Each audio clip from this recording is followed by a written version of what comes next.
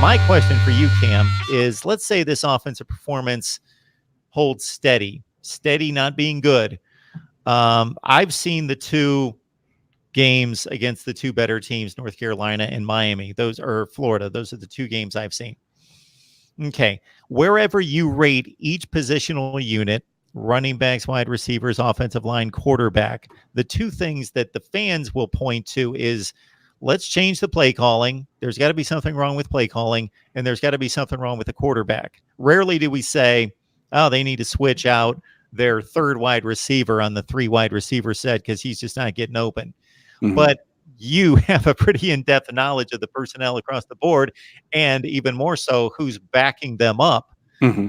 If this offensive performance holds true against a Virginia Tech team that by name should be much better than Central Michigan, but by performance, they're maybe Central Michigan's like the 75th to 90th best team in the country, and Virginia Tech's like the 50th or 60th best team in the country, based on what they've shown us thus far, like beating the likes of Furman by a touchdown. This team, talking about Miami, should beat Virginia Tech by 2 or 3 scores. They're better than Virginia. Virginia's got it more together right now. That's going to be a fascinating game. So those are the two next in line that have obvious Power 5 athletes on the defensive side of the ball, especially Virginia is really good. So if this performance doesn't get better on offense, what are you seeing that are the main culprits?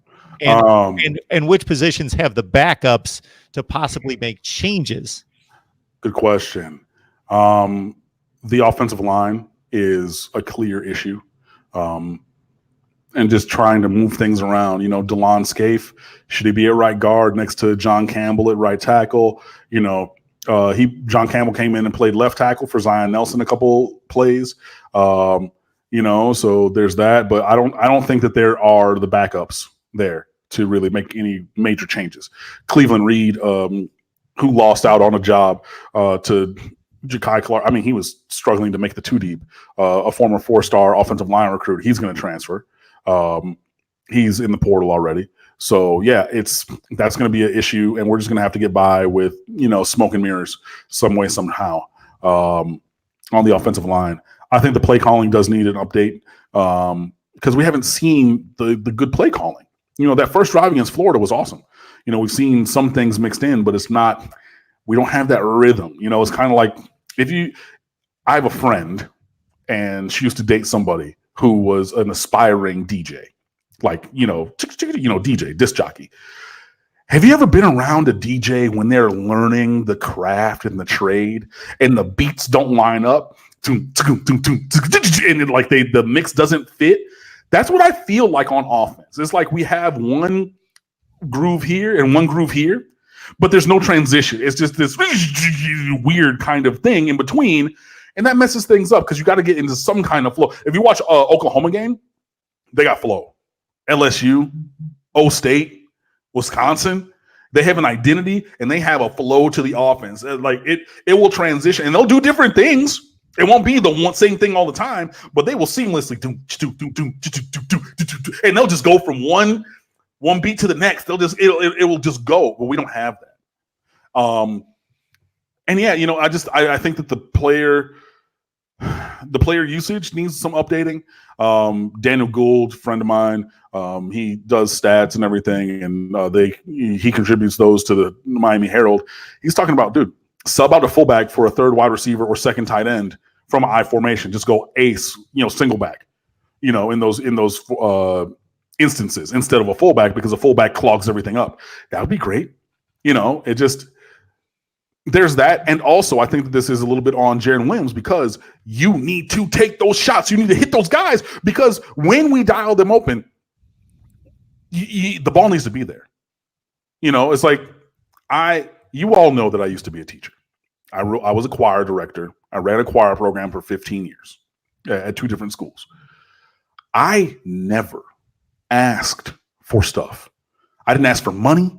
I didn't ask for uniforms. I didn't ask for music. I didn't ask for anything, because I figured out a way to get it done. But a couple of times I did ask for a little something, whatever it was. I need this favor or that or whatever. But I had that cachet and said, I don't ask you for stuff, but when I ask you for it, I need it. And for Jaron Williams, those are these when these deep shots are open. We don't give them all the time. They're not always there. It's not a whole thing. You need to throw deep every play like this is Baylor when they were good under their former coach with all that stuff going on. It's not Oklahoma where you're taking deep shots all the time. But when they're there to be taken, you got to take them. And I don't think that that's happening. So those are two things there. Running back, I think we're loaded. We can go with any number of guys. Robert Burns has got some carries. He's looked good. Cam Harris is very good. Again, he's had more than 100 yards taken off the books by holding penalties.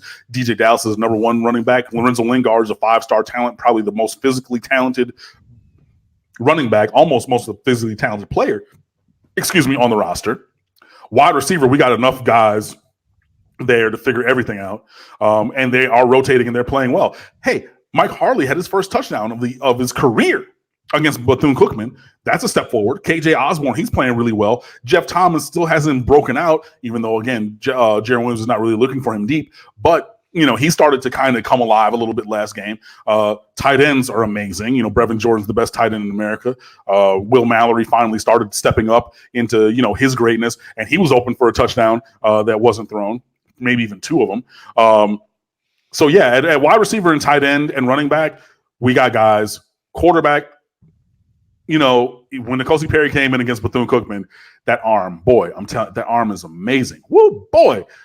I don't think that we need to go to the backup, and for all the people, out there calling for Tate Martell plays wide receiver now.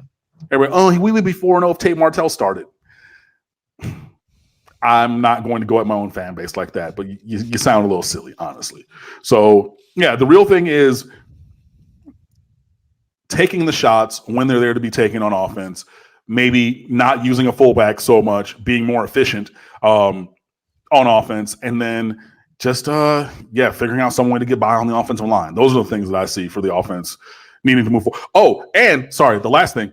Bill Connolly, formerly of SB Nation, now of ESPN, does his advanced stats, says the difference between Miami's performance, their efficiency in running downs or standard downs, first and second, versus passing downs, third and long, the difference between those, the delta, the change between, is the largest gap since he started doing this. So I think it's like 40 or 50 something percent efficiency making the yard or making the metrics or whatever in standard downs. It's like 13% in passing downs. One of the lowest and the biggest gulf between those he's ever seen.